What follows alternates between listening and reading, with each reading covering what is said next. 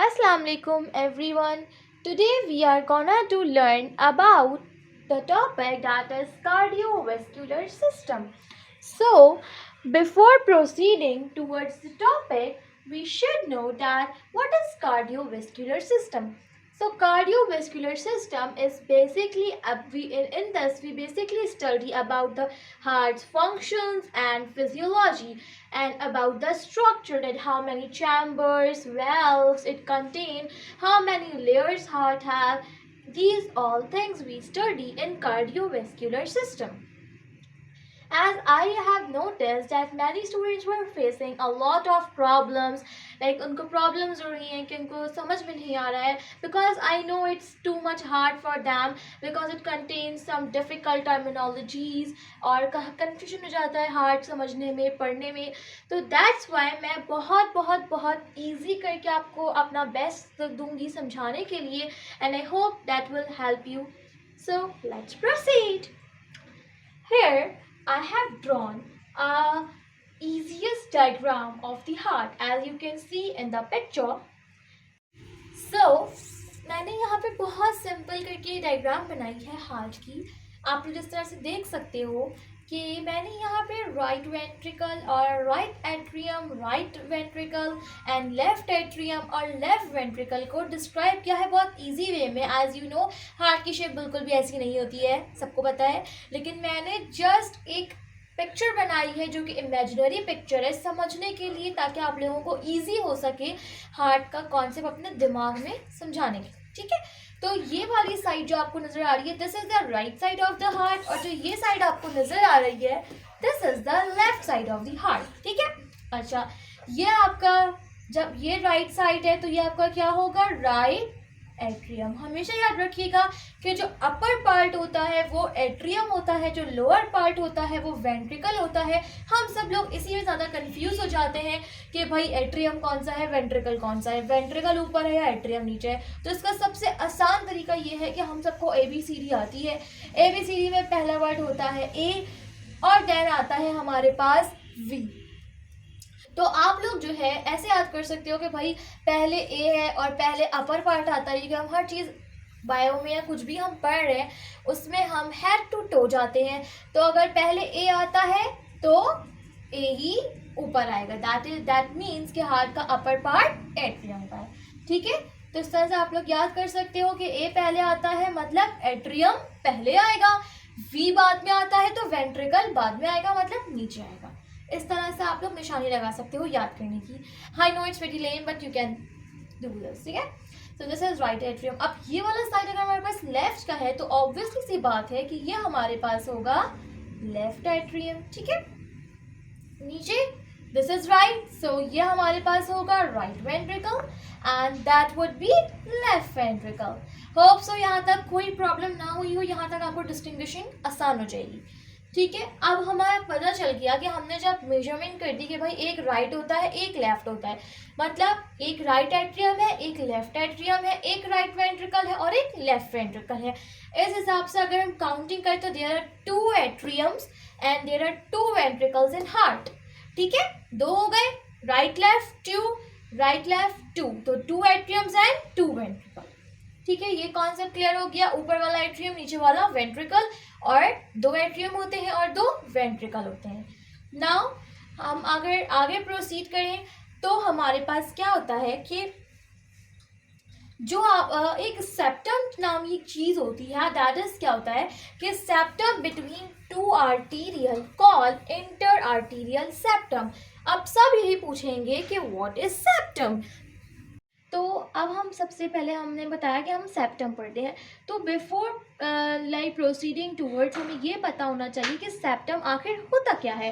तो मैंने यहाँ पे एक बहुत ईजीएस्ट वे में सेप्टम को डिफाइन करने की ट्राई करी है कि सेप्टम क्या होता है कि a wall that divides cavity और structure into smaller parts. Like ये एक वॉल नुमा स्ट्रक्चर होता है जो क्या करता है कि डिवाइड करता है कैविटीज़ को और स्ट्रक्चर्स को स्मॉलर पार्ट्स में. कैविटीज़ मतलब आपको सबको पता है कि ये सारी क्या है, एक कैविटी है, हॉलो स्पेसेस है ये. ठीक है, तो जो आपको जैसे ये हम बात कर रहे हैं ये हमारे पास राइट एट्रियम है और ये हमारे पास लेफ्ट एट्रियम है। तो बीच में जो आपको ये लाइन नज़र आ रही है रेड कलर से ऐसे करके जो लाइन नज़र आ रही है, तो उसका क्या है कि ये सेप्टम बिटवीन टू आर्टीरियल है। ये लाइन को हम क्या कहेंगे, सेप्टम, क्योंकि एक दीवार है इन दोनों को सेपरेट कर रही है, राइट एट्रियम और लेफ्ट एट्रियम को की दीवार सेपरेट कर रही है। तो आप लोग सब गौर से देख सकते हो कि ये दो कैविटीज़ हैं, क्योंकि ये these all are the cavities, ठीक है। तो ये सब कैविटीज़ हैं। तो अगर हम इसको अभी थोड़ा थोड़ा करके पढ़ें, तो अगर हम सिर्फ अभी एट्रियम की बात करें तो राइट एट्रियम और लेफ्ट एट्रियम दो कैविटीज़ हैं जिनको कौन सेपरेट कर रहा है, एक दीवार सेपरेट कर रही है, जिसको आप लोग ये देख सकते हो, दिस इज़ द वॉल, ठीक है। ये एक वॉल है जिनको सेपरेट कर रही है, जिसको मैंने अंडर कर दिया है, ब्लू बॉक्स में इनक्लोज कर दिया है। तो ये क्या होती है, इसको हम कहते हैं सेप्टम, ठीक है। इसने क्या किया है, स्ट्रक्चर और कैविटी को डिवाइड किया है स्मॉलर पार्ट्स में। अगर हम ये वॉल हटा दें तो ये बिग पार्ट हो गया, ठीक है। अगर हम ये वॉल लगा दें स्मॉलर पार्ट्स हो गए, वॉल हटा दें तो एक पार्ट बन गया बड़ा, ठीक है। तो दिस इज़ द डिफरेंस, बता दो उसको मैं, when it will create problem.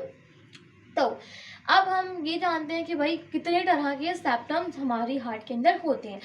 तो जो सेप्टम होता है बिटवीन टू आर्टीरियल, मतलब जो दो ये आर्टीरियल हैं, इनको मैंने ऊपर का पोर्शन उठा के मैंने यहाँ बनाया है ताकि इजी हो सके।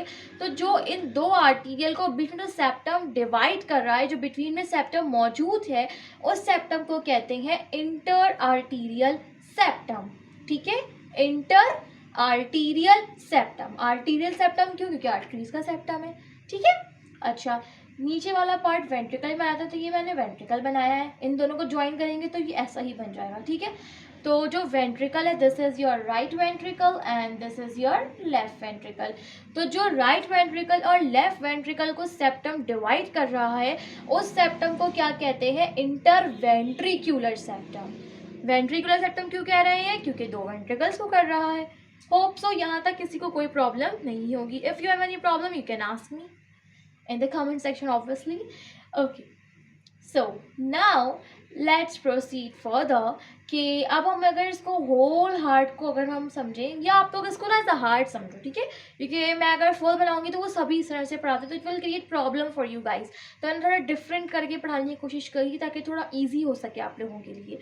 तो अगर हम पूरे हार्ट को देखें तो जहाँ पर आपको ये दिख रहा होगा भाई हमने ये वाली लाइन पढ़ ली, ठीक है, हमने ये वाली लाइन पढ़ ली, हमने ये वाली लाइन पढ़ ली। अब ये जहाँ पे लाइन मिल रही है, दिस पॉइंट, ये रहा दिस पॉइंट। तो जहाँ पे ये होता है कि सेप्टम जो मौजूद होता है बिटवीन एट्रियम एंड वेंट्रिकल, उस सेप्टम को हम कहते हैं एट्रोवेंट्रिक्यूलर सेप्टम। एट्रोवेंट्रिक्यूलर क्यों, क्योंकि पहले एट्रियम आता है बाद में वेंट्रिकल आता है, तो एट्रोवेंट्रिक्यूलर सेप्टम। यहाँ तक आई होप सो कि सबको क्लियर होगा। Now let's proceed. Now let's talk about the chambers. As human heart contain 4 chambers, let's discuss that first chamber, like 4 chambers, like किस तरह से वो 4 chambers कंटेन करता है ह्यूमन हार्ट। अब हम देखते हैं, देखिए, right atrium 1 chamber, right ventricle 2nd chamber, left atrium 3rd chamber and left ventricle 4th chamber। तो इस तरीके से हमारा ह्यूमन हार्ट 4 chambers कंटेन करता है, ठीक है। So let's discuss about the atrium first, then we will discuss about the ventricle. So अगर हम atrium की बात करें तो आप लोग सब देख सकते हैं कि आई हैव लाइक मैंशनड, हम सब पहले पढ़ चुके हैं कि एट्रियम कौन सा पार्ट होता है, upper part of the heart is called the atrium. तो एट्रियम क्या होता है, atrium is thin walled. Atrium की जो वॉल होती है, लाइक जो एट्रियम की जो ये बाउंड्री वॉल्स हैं, ये कैसी होती हैं, थिन, मतलब पतली वॉल्स होती हैं, ठीक है। इसका मेनली काम क्या होता है, मेनली वर्क होता है कलेक्शन ऑफ ब्लड। एट्रियम में भले वो राइट एट्रियम हो या लेफ्ट एट्रियम हो, दोनों का जो मेनली वर्क है वो क्या है, कलेक्शन ऑफ ब्लड।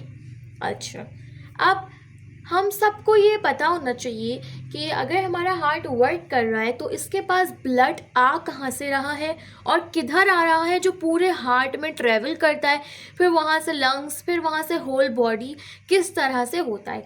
तो सबसे पहले मैंने यहाँ पे मेंशन किया important line that blood from all body gathers in right atrium then in right ventricle. अच्छा, इस तरीके से भी आप लोग याद कर सकते हो, क्योंकि आई हैव नोटिस्ड कि बहुत सारे लोग कंफ्यूज हो जाते हैं इस चीज़ में कि राइट एट्रियम के बाद ब्लड लेफ्ट एट्रियम में तो नहीं जा रहा या लेफ्ट वेंट्रिकल में तो नहीं जा रहा। तो इस तरह से आप लोग याद कर सकते हो कि देखो, हम लोग हर चीज़ हेड टू टो जाते हैं, ठीक है। तो आप लोग ऐसे याद कर सकते हो कि अगर ब्लड हमारा जो ब्लड आ रहा है हार्ट में, जो इंटर होता है ब्लड, वो होता है राइट एट्रियम के अंदर, ठीक है।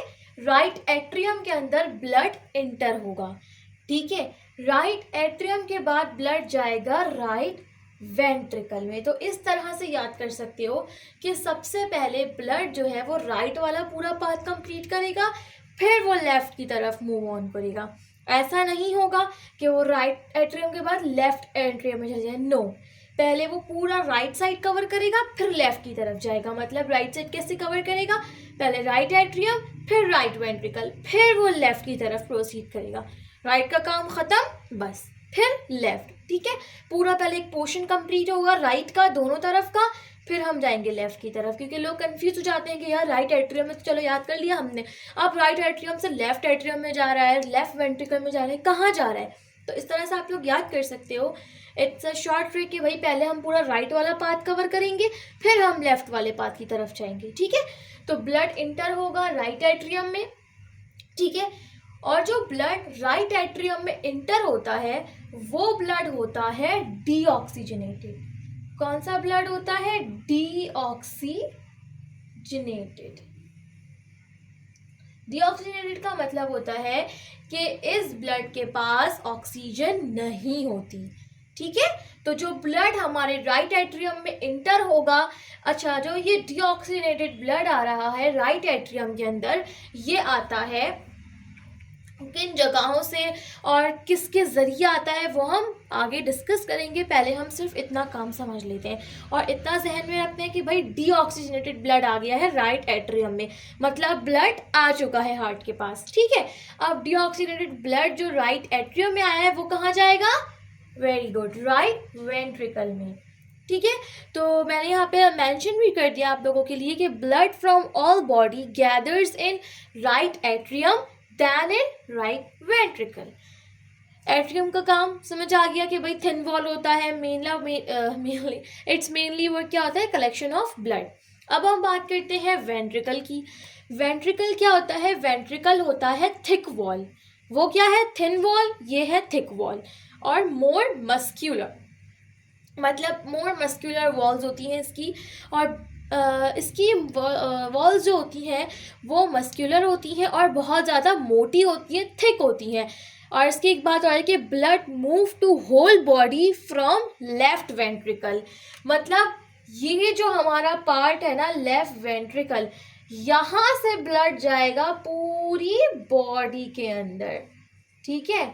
तो हमारा ब्लड बॉडी में से जो ब्लड आएगा, जो बॉडी से ब्लड आएगा वो आएगा राइट एट्रियम में, आ रहा है।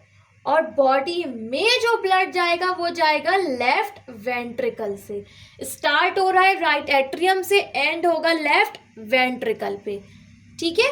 ये आसान है तरीका याद करने का कि पहले राइट एट्रियम फिर राइट वेंट्रिकल, ये पाथ कंप्लीट हुआ, फिर ब्लड फर्दर जाएगा। मैं समझाऊंगी पूरी फिजियोलॉजी, अभी हम सिर्फ मेन चीज़ें पढ़ रहे हैं, ठीक है।